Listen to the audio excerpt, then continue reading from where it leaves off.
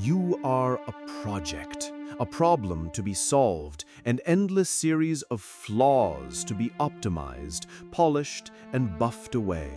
You've been told there is a best version of you waiting on the other side of a 5-step plan, a morning routine, a new mindset. But what if this entire project of self-improvement is a trap? What if the person you are desperately trying to become is a ghost, a fiction, a beautifully decorated cage? And what if the real work isn't about becoming better, but about becoming dangerous? There is a phrase from the philosopher Friedrich Nietzsche that has been stolen, sanitized, and sold back to you as a motivational poster. Become who you are. On the surface, it feels inspiring. It suggests a process of discovery, of uncovering a true, authentic self buried beneath layers of social conditioning. It's the tagline for every wellness influencer and life coach. But to understand what Nietzsche truly meant is to hold a stick of dynamite to the entire temple of modern self-help. He didn't mean find your pre-existing essential self. For Nietzsche, the self isn't a treasure to be unearthed, it's a terrifying void to be filled. There is no real you waiting to be discovered. There is only raw, chaotic potential. His statement was not an invitation, it was a challenge, and a brutal one at that. To grasp this, we must first understand the landscape Nietzsche was surveying, a world in which, as he famously declared, God is dead. He wasn't celebrating, he was sounding an alarm. The death of God meant the death of the ultimate source of meaning, value, and morality for Western civilization. The cosmic anchor was gone. The grand "thou shalt" that had dictated virtue and purpose for millennia had fallen silent. Into this void, this terrifying vacuum of meaning, humanity scrambled to find replacements. We created new, smaller gods, the god of reason, the god of science, the god of the state, and now the god of the self. The project of self-improvement is perhaps the ultimate modern religion. It gives us a new set of commandments, a new priesthood of gurus, and a new promise of salvation, a perfected, optimized, best self. But Nietzsche saw this for what it was, a symptom of sickness. This frantic need to improve is rooted in what he called slave morality. It is a worldview born from the weak, the oppressed, the herd. A morality that sanctifies qualities like pity, humility, and patience, not because they are inherently noble, but because they are the tools of survival for those who cannot exert their own power. Good in this system means safe, inoffensive, tame, and evil is anything strong, dominant, different, or self-assertive. Think about the language of self-improvement. It's about taming your impulses, controlling your negative emotions, eradicating your flaws.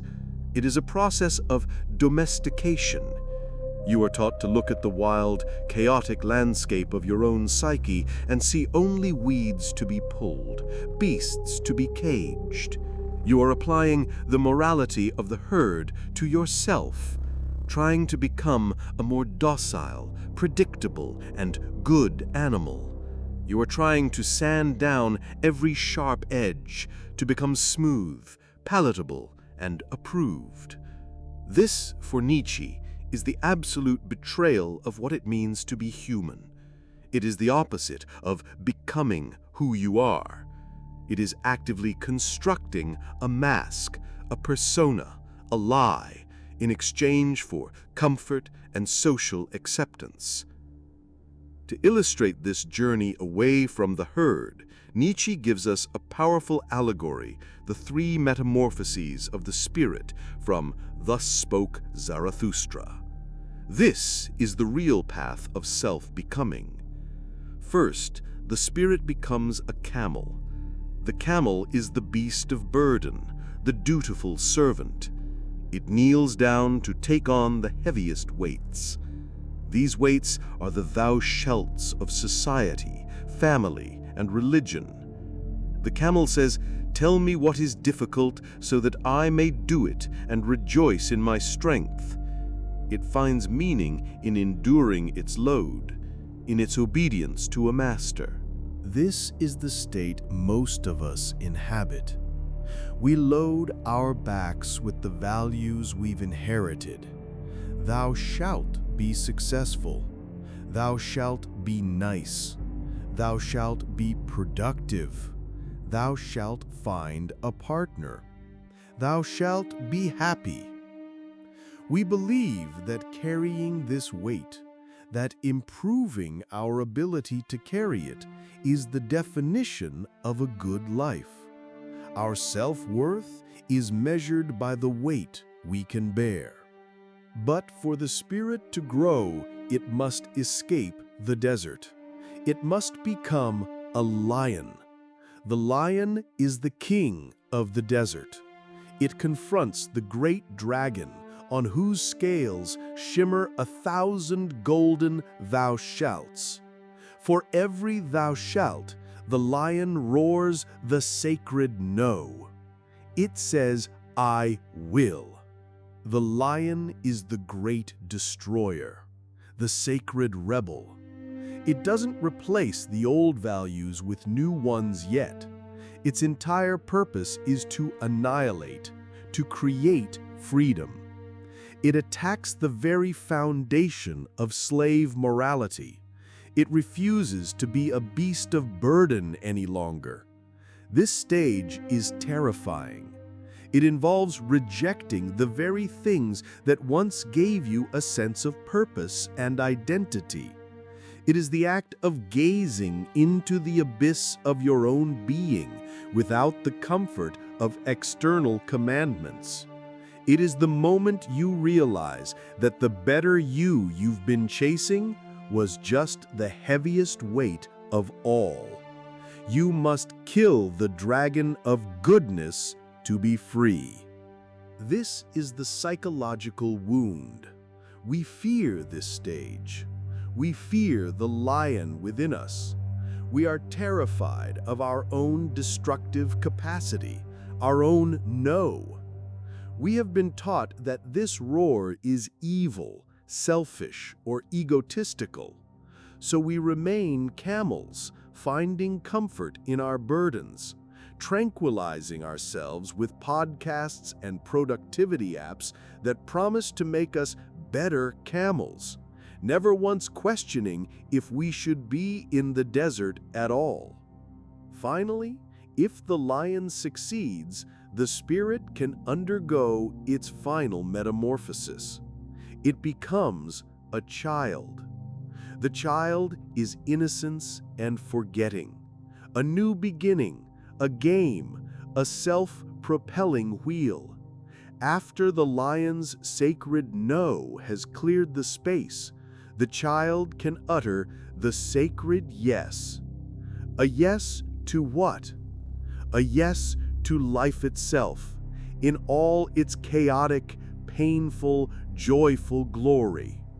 The child doesn't need external validation or commandments. It creates its own values, its own games, its own meaning. This is the state of the Übermensch, or overman, not a master race, but a psychological state of being. The overman is the one who has overcome humanity itself, its petty moralities, its fear of life, and can now... The child doesn't ask, "How can I improve myself?" The child simply is. It's will to power is not a will to dominate others, but the pure, creative, overflowing will to express its own nature, to shape the world in its own image. Here is the collapse, the fundamental inversion of our modern worldview.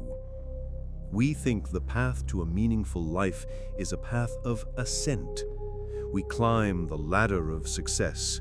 We add skills. We accumulate virtues. We build a better self, layer by layer. Nietzsche's path is one of descent and destruction. You don't build yourself, you excavate. You don't add, you chisel away the lies. The freedom you seek is not at the top of the mountain. It's in the abyss you've been taught to fear. The famous warning, "Battle not with monsters, lest ye become a monster." And if you gaze for long into an abyss, the abyss gazes also into you, is not a warning to be heeded, but a map to be followed. You must risk becoming the monster. You must let the abyss gaze into you, for it is only there, in the darkness of your own untamed nature, that the raw material of your true self resides. The entire project of self-improvement is an anesthetic. It is a desperate attempt to avoid the terror and the glory of this transformation. It is the doctrine of what Nietzsche called the last man, the ultimate anti-Übermensch. The last man is the creature who has invented happiness. His only goal is comfort, security, and the elimination of all suffering and risk. He takes no chances, feels no great love, no great contempt, no great longing. He just blinks. What is love? What is creation? What is longing? What is a star? So asks the last man and blinks. Every time you choose a comfortable lie over a difficult truth, every time you choose to tame an impulse rather than understand its power, every time you choose to be nice instead of honest, you are choosing the path of the last man. You are choosing to blink. The great sickness of our time is that we have mistaken the values of the last man for the pinnacle of human existence. We call it wellness. We call it positivity. We call it self-care. Nietzsche would call it what it is, a living death. The ultimate paradox is this: true self-creation requires a form of self-destruction. You must have the courage to annihilate the you that you think you are, the docile, well-behaved camel, to make space for the roaring lion and eventually the creative child. It requires amor fati, the love of one's fate, not just accepting, but loving everything that has happened to you, the good and the bad, the beautiful and the ugly, because it has all forged you into the block of marble you are. To wish for any of it to be different is to wish for you to be different, weaker, less complete. Stop trying to find yourself. You are not lost. You are just buried under the weight of shoulds. Stop trying to improve yourself. The person you're trying to become is a phantom designed by a culture that fears your power. The raw material of your existence is not flawed. It is just untamed. The real question is not how to build a better you. It is, what magnificent ruins could you become? Think on it. Do you want to be the camel or the lion? Let us know your thoughts in the comments. Bye for now.